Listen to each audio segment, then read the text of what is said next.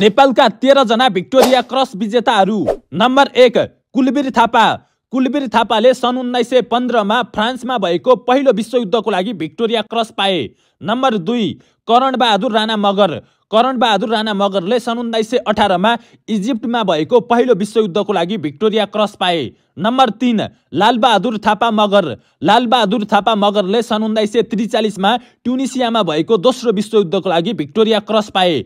Number 4 Gaje Ghale. Gaje घलेले सन् 1943 मा बर्मामा भएको दोस्रो विश्वयुद्धको लागि भिक्टोरिया क्रस पाए। नम्बर 5 तुलबहादुर पुन। तुलबहादुर पुनले सन् 1944 मा बर्मामा भएको दोस्रो विश्वयुद्धको लागि भिक्टोरिया क्रस पाए। नम्बर 6 नेत्रबहादुर थापा। नेत्रबहादुर थापाले सन् 1944 मा बर्मामा भएको दोस्रो विश्वयुद्धको लागि भिक्टोरिया क्रस पाए। नम्बर 7 शेरबहादुर थापा।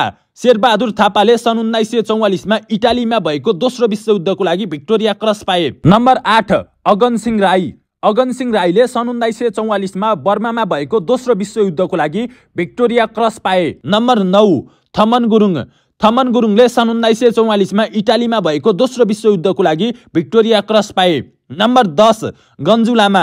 गन्जु लामाले सन् 1944 मा बर्मामा भएको दोस्रो विश्वयुद्धको लागि भिक्टोरिया क्रस पाए।